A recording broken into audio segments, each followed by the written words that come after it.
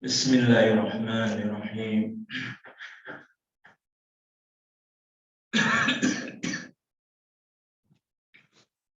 Assalamualaikum warahmatullahi wabarakatuh. Innal hamdalillah nahmaduhu wa nasta'inuhu wa nastaghfiruh wa natubu ilaih wa na'udzu billahi min syururi anfusina wa min sayyiati a'malina. May yahdihillahu fala mudilla lahu wa may yudlil fala hadiya lahu. Asyhadu an la ilaha illallah wahdahu la syarika lahu wa asyhadu anna Muhammadan abduhu wa rasuluhu la nabiyya. Allahumma shalli wa sallim wa barik ala nabiyyina Muhammad wa ala alihi wa sahbihi wa man tabi'ahu bi ihsan ila yaumiddin. Allahumma la sahla illa ma ja'altahu sahla wa anta taj'alul hasana idza syi'ta sahla. Ma'asyiral muslimin rahimakumullah. Usikum wa nafsi bittaqwallahi wa ta'atihi faqad fazal muttaqun. Yaqulu ta'ala fi kitabil karim. A'udzu billahi minasy syaithanir rajim. Ya ayyuhalladzina amanu ittaqullaha haqqa tuqatih wa la tamutunna illa wa antum muslimun. Syukur alhamdulillah, dengan rahmatnya kita masih diberikan kesempatan untuk menampilkan sisi-sisi kebaikan dari diri kita sebagai pribadi muslim. Sisi kebaikan itu diantaranya adalah sholat berjamaah di masjid.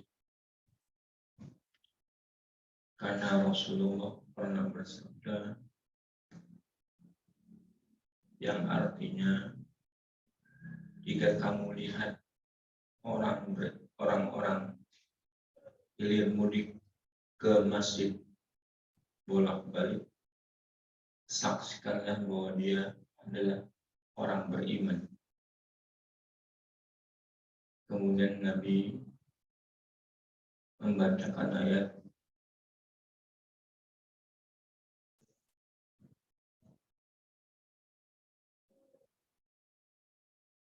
Innama ya'muru masajidallah man amana billah wal yawmil akhir wa jahada fi sabilillah la yastawuna indallah. Sesungguhnya yang memakmurkan masjid-masjid Allah hanyalah orang-orang yang beriman kepada Allah dan hari akhir, dan mereka berjuang di jalan Allah.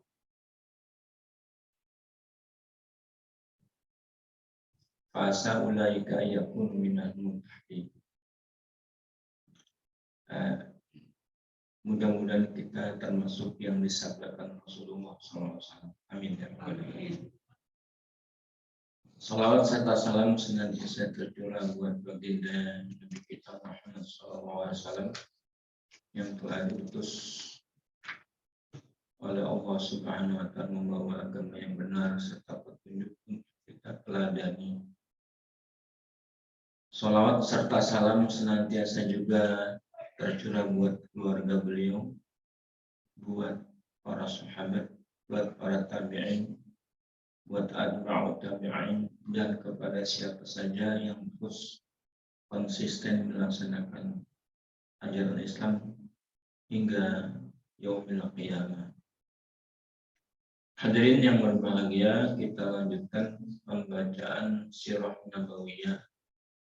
Kemarin kita sudah sampai Nabi mendapatkan wahyu pertama kali ketika beliau berkholwat, bertahanus di dalam gua Hira. Terjadi momen yang sangat mencekam karena Nabi ketakutan, disuruh baca, padahal Nabi tidak bisa baca. Sampai akhirnya dalam satu riwayat Nabi disuruh baca oleh Jibril, ditampakkan tulisan ayat-ayat yang turun kepadanya. Kemudian Nabi dengan izin Allah dimampukan membaca. Satu riwayat. Riwayat yang lain, Nabi Muhammad SAW didiktekan oleh malaikat Jibril. Malaikat Jibril membaca, kemudian Nabi mengikuti. Mana pendapat yang benar nanti di kemudian pada saat kita menerangkan tentang sosok Nabi, barulah kita bisa menemukan jawabannya. Nah, berhubung Nabi ditampakkan tulisan ayat yang tentu saja dalam bahasa Nabi, وَمَا أَرْسَلْنَا مِن نَّبِيٍّ وَمَا أَرْسَلْنَا مِن رَّسُولٍ إِلَّا بِلِسَانِ قَوْمِهِ. Tidaklah kami utus seorang Rasul kecuali dengan bahasa kaum. Nabi tentunya berbahasa Arab. Tulisannya pun berbahasa Arab. Kemudian Nabi bisa membaca atau didiktikan oleh malaikat Jibril. Wallahu a'lam bishawab. Tetapi kita perlu membahas sebelum masuk kepada perjalanan wahyu berikutnya, kita perlu menerangkan tentang huruf dan tulisan bahasa Arab. Konon bahasa Arab itu ditulis oleh bangsa kuno, bangsa Punisia atau Venesia, bangsa yang menetap di daerah Lebanon dan Suriah. Lebanon dan Suriah. Nah, itulah yang diketahui oleh para ahli sejarah bahwa tulisan Arab itu dikenal dan dibuat oleh bangsa Punisia. Ini dalam tulisan para sejarah, ahli sejarah, bangsa Punisia sudah ada sejak sebelum Nabi Musa alaihissalam. Bangsa ini gemar mengembara ke seluruh kepulauan dan benua pada masa itu. Keperluannya dia berniaga dan juga untuk kepentingan mereka mengembangkan kesenian dan usaha bangsanya pada masa itu.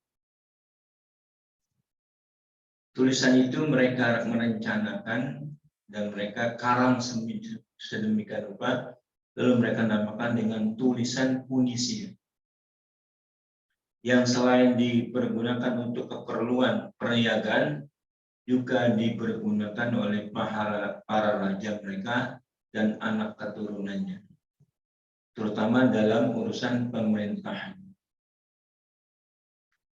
Bahkan dalam urusan perdagangan yang banyak berhubungan dengan mereka pada masa adalah bangsa Arab dan bangsa Romawi, Yunani Romawi.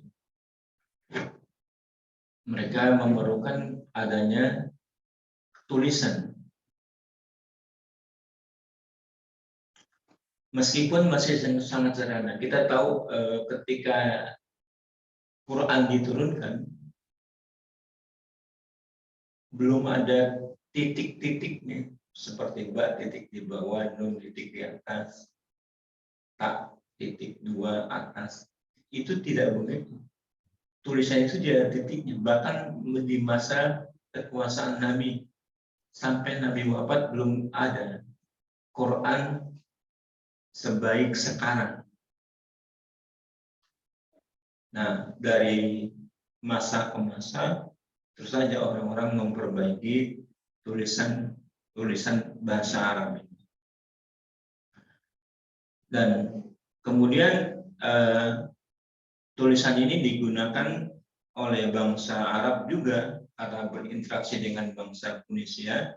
Kemudian orang Arab mempelajarinya, bahkan bangsa Romawi juga turut mempelajarinya. Oleh bangsa Arab, tulisan ini dipelajari dan sampai ke dunia, lalu diubah di sana-sini, ditambah dan dikurangi sehingga menjadi lebih baik, serta dipergunakan oleh bangsa Arab pada masa itu. Menurut mereka pada saat itu sudah lebih baik. Di setiap masa demi masa, terus dia lakukan perubahan-perubahan oleh bangsa Arab, termasuk oleh bangsa Kufi. Maka kita sekarang sering mendengar itu aliran Kufi. Maksudnya tulisan khat itu, kaligrafi itu ada yang dari Kufi. Dengan demikian semakin luas dan semakin bagus menurut pandangan mata mereka pada saat itu. Maka tulisan itu dinamakan himyari atau huruf Kufi. Itu satu riwayat. Menurut riwayat yang lain, bahasa Arab dan tulisan Arab ya, huruf Arab dan tulisan Arab, mula-mula yang nulis adalah bangsa Arab Yaman. Ini menurut versi ahli sejarah lain, yaitu kaumnya Nabi Hud alaihissalam. Tetapi mereka menamakannya Al-Musnad. Nah, Al-Musnad itulah yang merupakan bentuk dan wujudnya huruf tulisan Arab Himyar. Kemudian dari Banu Tayy, terutama kepada oleh putra-putranya, terus tulisan Arab ini diperbaiki hingga semakin baik.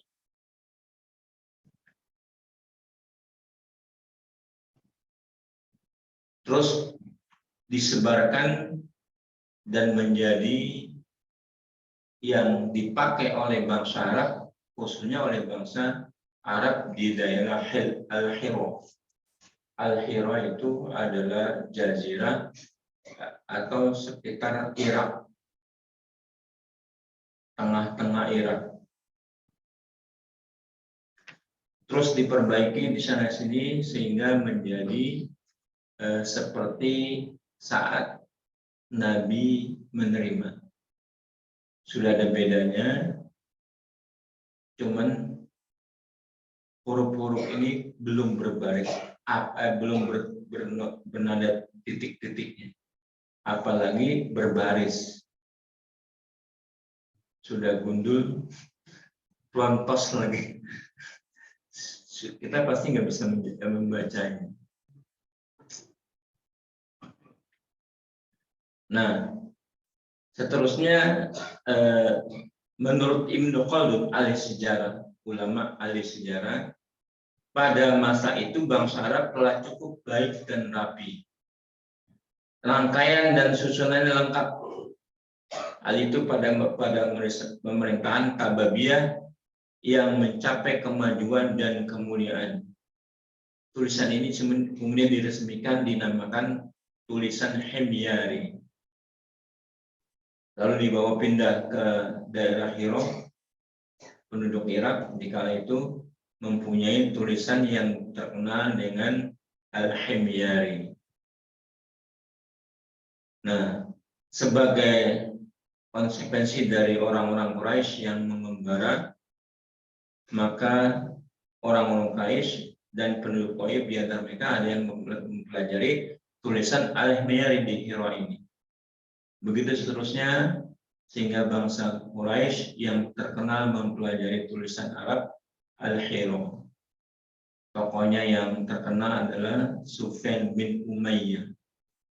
Ada yang mengatakan Harb bin Umayyah. Dia belajar dari Aslam As-Sudroh.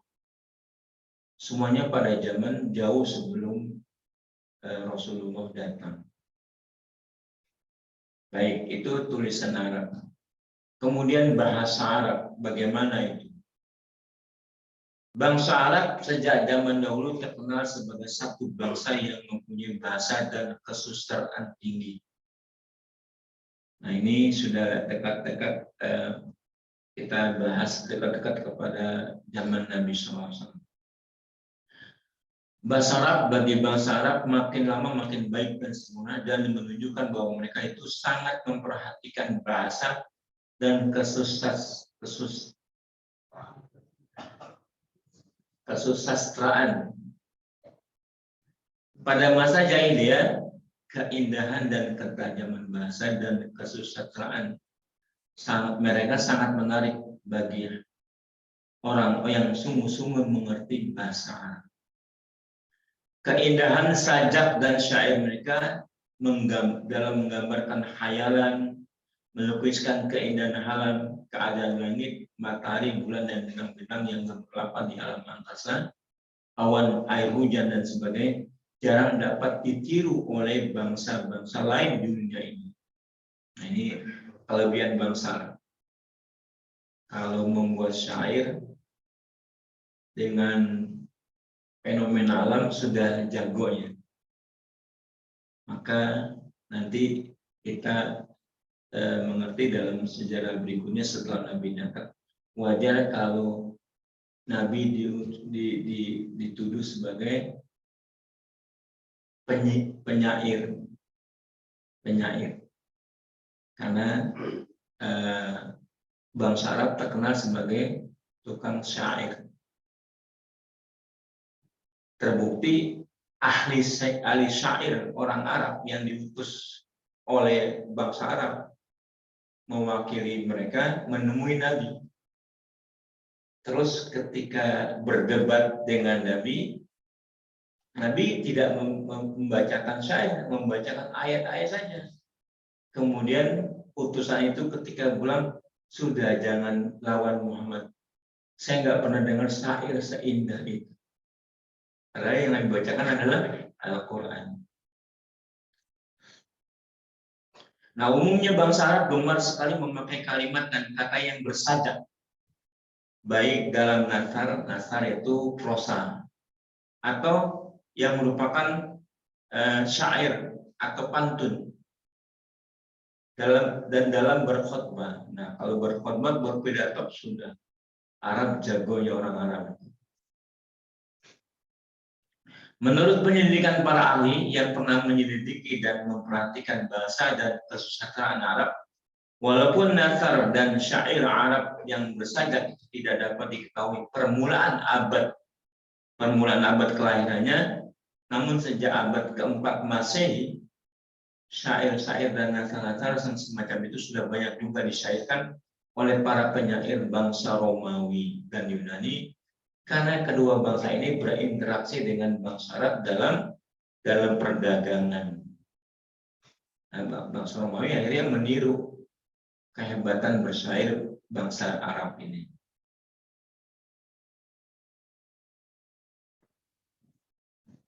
Pada masa hampir kelahiran Nabi Muhammad SAW, kemajuan bahasa dengan kesusastraan Arab sedang mencapai puncaknya. Terutama bagi penduduk Arab di tanah Hijaz. Hijaz itu Mekah dan Madinah sekitarnya.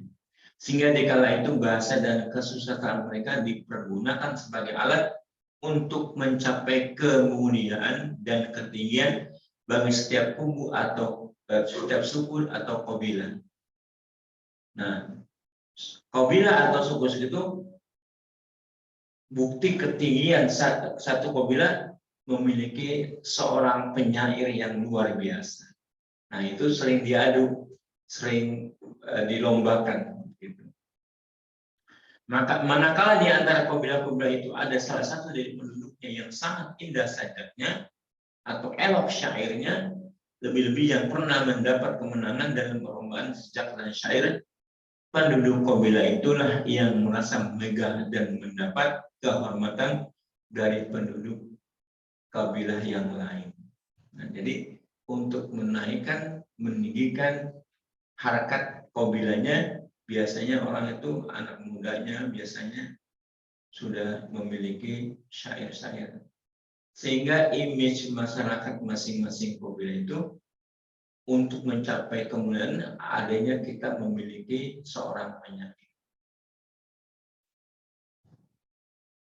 Demikianlah riwayat yang singkat tentang syair dengan bahasa Arab menjelang kelahiran Nabi Muhammad SAW.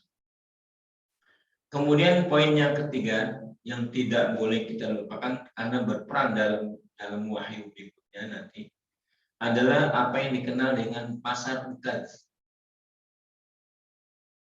Pasar ukaz.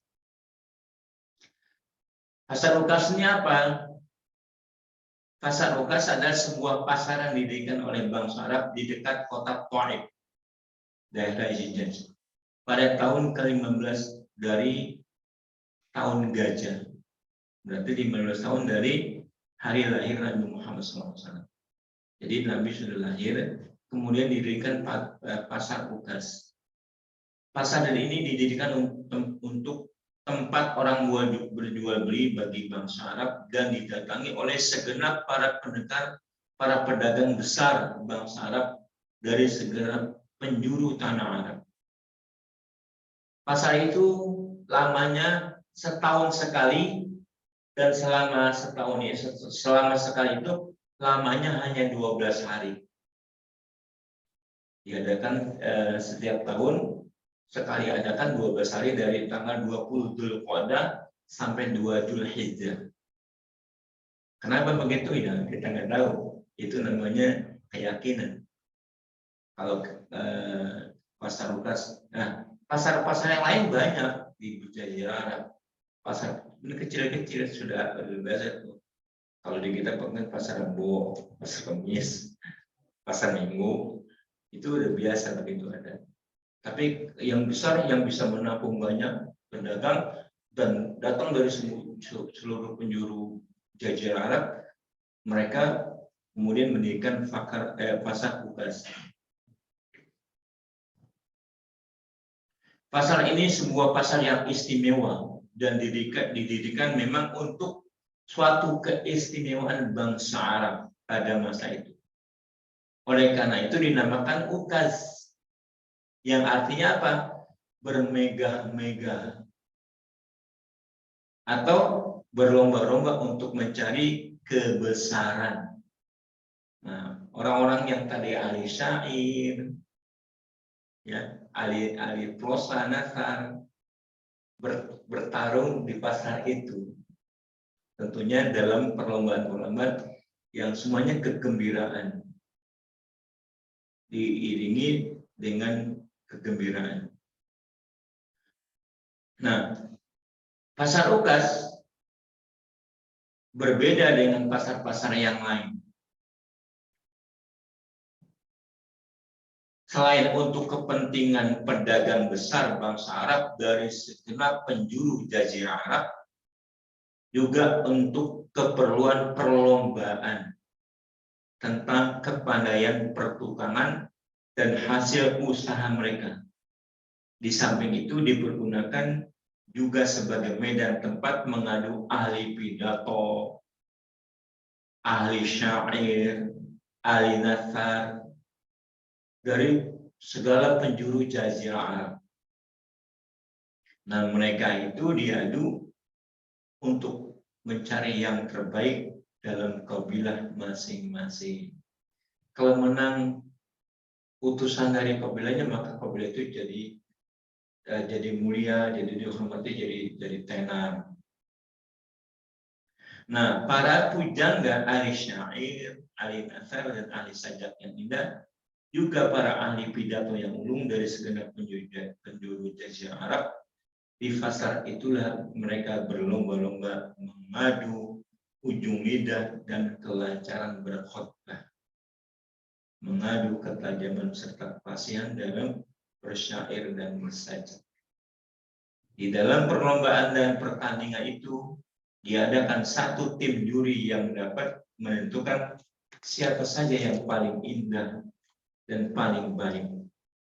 Kemudian di antara mereka yang oleh pihak juri sudah diakui dan ditetapkan sebagai orang yang paling baik tentang pidatonya, yang paling tajam tentang menyusun sajak, yang paling indah tentang menyusun kata syair dan nasarat, dialah yang memulai gelar terulung dan terbaik di pasar UKAS.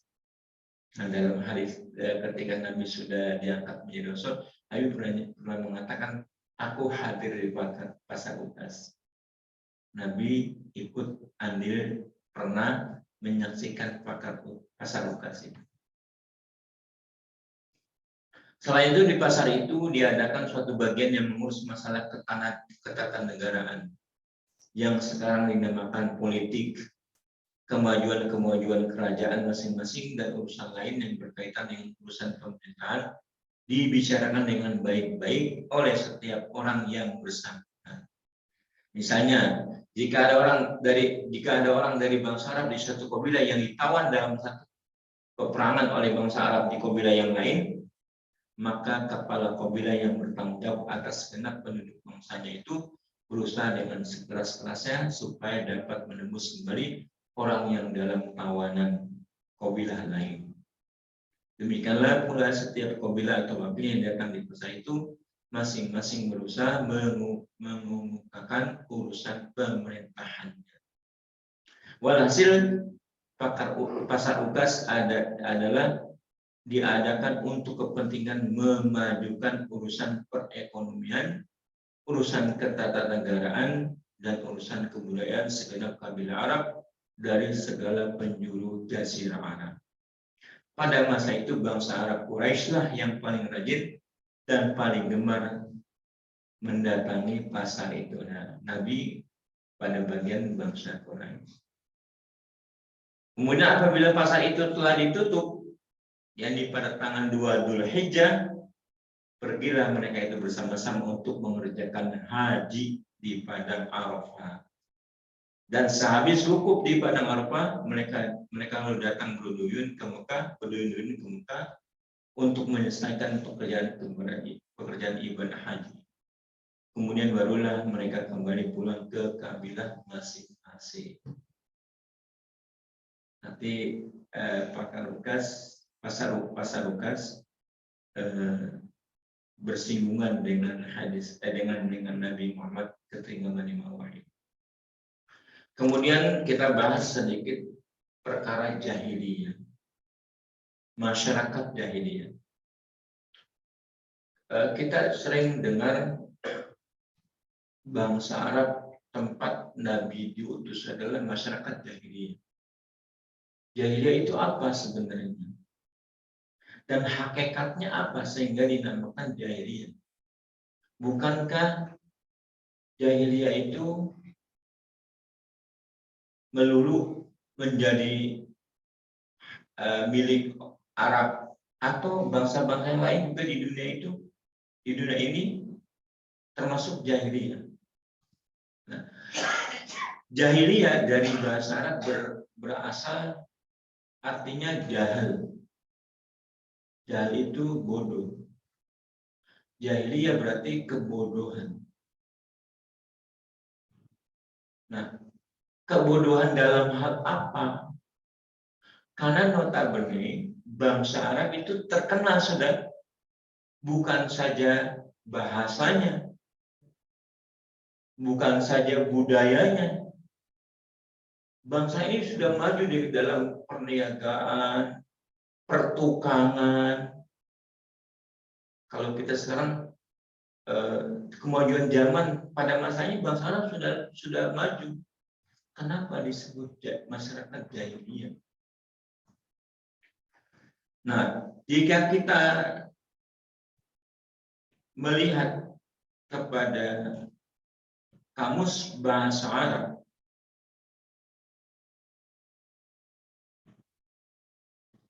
dapatlah diartikan keadaan manusia sebelum dibangkitkannya Rasulullah SAW. Masyarakat jahiliyah adalah masyarakat yang ada sebelum diutusnya Rasulullah SAW. Jelasnya, golongan manusia yang hidup pada masa sebelum kedatangan Nabi Muhammad SAW, sementara itu sudah tidak mengikuti pimpinan nabi-nabi yang diutus kepada bangsa-bangsa itu.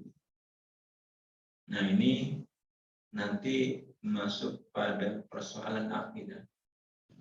Katanya Nabi Muhammad diutus kepada kaum yang belum pernah diutus Rasul. Nyatanya bangsa-bangsa Arab itu sudah didatangi nabi-nabi yang lain. Seperti dari Yaman tadi, Arab Yaman, kaumnya Nabi Hud, kaumnya Nabi Soleh di daerah Ad dan Samud. Nah, sebenarnya apa bangsa jahiliyah ini? Diterangkan masa kebodohan ini maksudnya bukan kebodohan dari segi duniawi seperti kesusastraan, bahasa, kepandaian ukiran, kepandaian tukang batu, pertanian, bukan. Bangsa Arab sudah maju dalam hal-hal yang begitu dalam kacamata pada bangsa masa itu. Walhasil bangsa Arab kalau dibuatkan sandingan bangsa-bangsa lain sama majunya, bahkan bisa jadi lebih, memiliki kelebihan syair-syair itu. Nah, yang dimaksud jahiliyah jadi bagaimana? Maka yang benar itu jahiliyah orang-orang yang bodoh atau jauh atau menyimpang dari hidup mengikuti ketentuan Tuhan yang Maha Esa.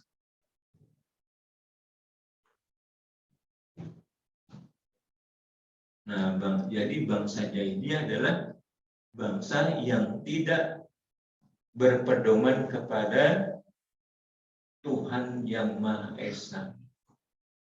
Tuhan yang Maha Esa kan pernah didakwakan oleh Rasul-Rasul sebelum Nabi Muhammad SAW. Nabi Ismail nyatanya di Jazirah Arab. Nabi Hud nyatanya di Yaman. Nabi Soleh semuanya sudah pernah diutus. Namun berlalunya masa yang panjang, mereka hidup jadi menjauh daripada kehidupan menurut nabi-nabi itu. Alhasil, bangsa jahiliyah adalah bangsa yang tidak bertauhid, yang tidak lagi menyembah Allah Subhanahu wa Ta'ala. Itu disebut masyarakat jahiliyah. Nah, kemudian karena alasan-alasan itu, bangsa Arab kemudian jadi melegalkan segala bentuk penyimpangan atau maksiat karena alasan tidak bertuhankan. Mereka ngertikan Tuhannya Allah. Iya, mereka Tuhannya Allah, hakikatnya Allah Tuhannya, tapi dalam implementasi penyembahan mereka menggunakan arca-arca itu, berhala-berhala itu. Ini sebuah kesyirikan. Nah, kesimpulannya mereka orang-orang yang bodoh. Bukan berarti bodoh dari segi kebudayaan dan kemajuan. Bodoh tidak mengaplikasikan keimanan kepada Allah Subhanahu wa Ta'ala atau tidak bertauhid. Nah, jadi jelas bagi kita bangsa atau masyarakat jahiliyah adalah masyarakat yang tidak beribadah atau tidak menerapkan konsep kepada ketuhanan sebagaimana yang disampaikan oleh nabi-nabi sebelum Muhammad SAW. Nah, akhirnya mereka seperti maksiat itu merajalela.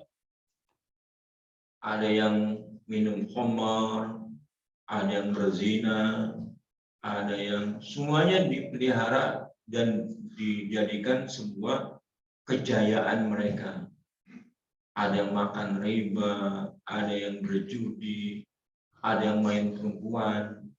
Itu semuanya ekses dari bangsa yang tidak bertauhid kepada Allah Subhanahu wa taala. Nah, Nabi Muhammad SAW diutus kepada masyarakat yang tidak bertauhid. Padahal mereka kenal Allah Subhanahu wa taala. Tidak ada Tuhan bagi mereka kecuali Allah Subhanahu wa taala. Tapi implementasinya itu dengan berhala-berhala. Ya kan kata Allah Subhanahu wa taala, "Mattakhaduhum awliya ma na'budu illa liqarribuna ila Allah zulfa." Kami sebenarnya tidak menyembah patung-patung itu. Ketika nanti Nabi berdakwah kepada mereka, mereka beralasan, kami sebenarnya tidak menyembah patung-patung itu, tetapi patung-patung itu supaya mendekatkan kami kepada Allah sedekat-dekatnya. Mereka percaya sama Allah Subhanahu wa taala. Itulah masyarakat jahiliyah. Bodoh mereka, bodoh dalam arti mengenal Allah dengan cara yang salah, beribadah kepada Allah dengan cara yang salah. Maka disebut masyarakat jahiliyah.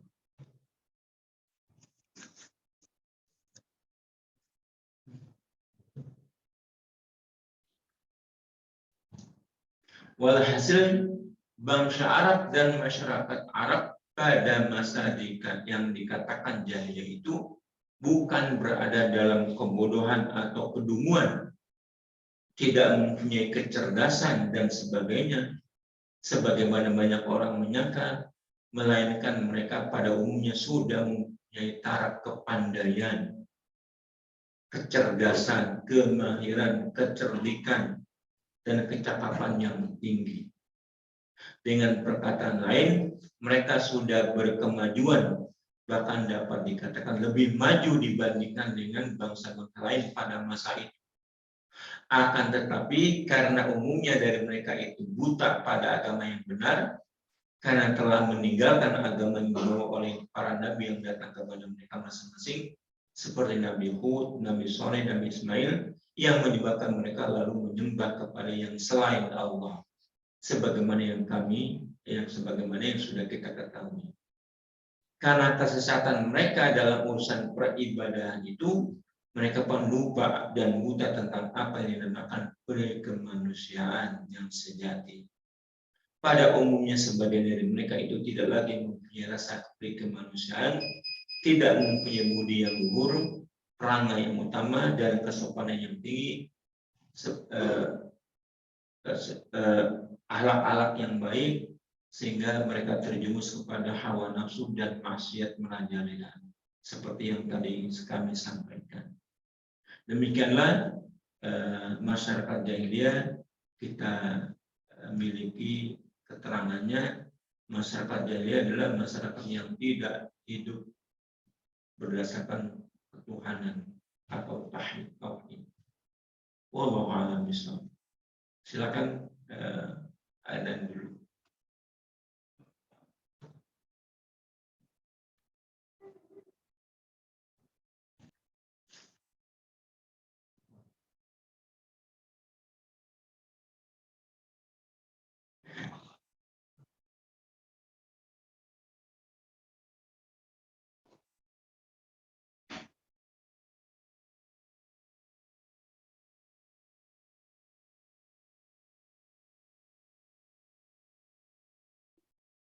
Ya, silakan kalau ada yang bertanya.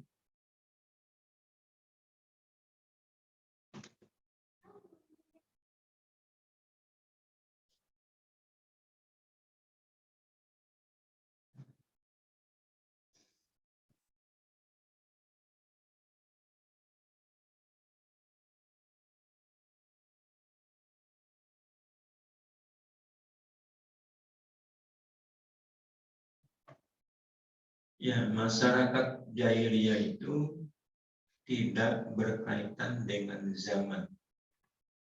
Kalau pengertian yang sesungguhnya, dia berkaitan dengan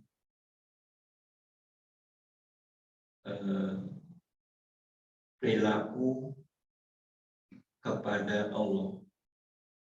Disebut jahiliyah mereka karena tidak mengaplikasikan keimanan kepada Allah. Jadi masyarakat jahiliyah itu bisa terjadi pada zaman sekarang karena tidak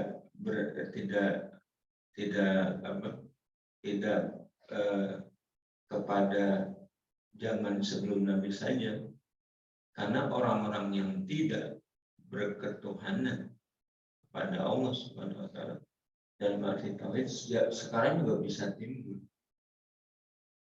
Maka banyak ulama mengatakan masyarakat jahiliyah. Seperti sekarang kan banyak bangsa-bangsa atau orang-orang yang tidak mengedepankan tauhid. Bahkan di dalam umat Islam sendiri. Kalau masyarakat jahiliyah itu adalah masyarakat yang tidak bertuhanan atau tidak bertauhid. Sehingga sangat mungkin zaman sekarang juga ada masyarakat jahiliyah. Nah, jahiliyah itu sendiri disebutkan oleh Allah dalam 4 ayat dalam Al-Quran. Dalam surat Ali Imran ayat 154, dalam surat Al-Maidah 53, surat Al-Ahzab 33, dan di dalam surat Al-Fatah ayat 26. Nah, di dalam ayat itu masing-masing perilaku jahiliyah, mulai dari tidak bertauhid atau menggunakan panggilan-panggilan jahiliyah, atau seperti wanita-wanita jahiliyah. Nah, wanita-wanita jahiliyah itu disebutkan oleh Al-Quran, wala tabarrujal jahiliyah, wala tabarrujal jahiliyah. Janganlah kamu berpakaian seperti pakaiannya orang-orang jahiliyah. Kenapa? Mengapa? Nah, pakaian masyarakat, khususnya wanita yang tidak bertauhid, cenderung mengabaikan ajaran Allah Subhanahu wa taala, seperti tidak menutup aurat. Nah, sekarang banyak sekali orang yang tidak menutup aurat. Padahal Islam sejak zaman Nabi Adam, seterusnya Nabi Nuh, Nabi Ibrahim, sampai kepada Nabi Muhammad, ajarannya itu tutup aurat. Nah, ketika orang-orang Arab itu kembali membuka pakaiannya, tidak menutup auratnya, dikatakan oleh Allah sebagai kelakuan masyarakat jahiliyah dalam berpakaian. Nah, sebenarnya pakaian itu yang modern yang mana? Kalau Islam itu tidak mengenal kata modern. Dari turunnya itu tutup aurat seperti Nabi Isa. Maaf ya, orang-orang ahlul kitab, Nasrani misalnya, tutup aurat itu, Bang. Ajaran biarawati kan tutup aurat. Kenapa? Biarawatinya doang yang tutup aurat, masyarakat lainnya yang tidak. Kenapa? Karena di dalam ajaran mereka dianggap itu biarawati adalah orang suci. Orang suci memang tidak menutup aurat. Nah, kenapa tidak semua wanitanya? Nah, kalau Islam menutup aurat semuanya. Nah, maka disebut oleh Allah, janganlah kamu berpakaian atau keluar seperti keluar cara jahiliyah berpakaian. Allah ingatkan begitu. Nanti ada teriakan-teriakan jahiliyah itu seperti apa teriakan jahiliyah? Ketika sudah Nabi hijrah, kan disatukan antara muhajirin dan ansor.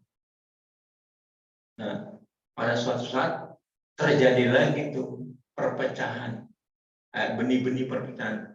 Orang-orang sudah memanggil, wahai kaum Ansor, ini begini.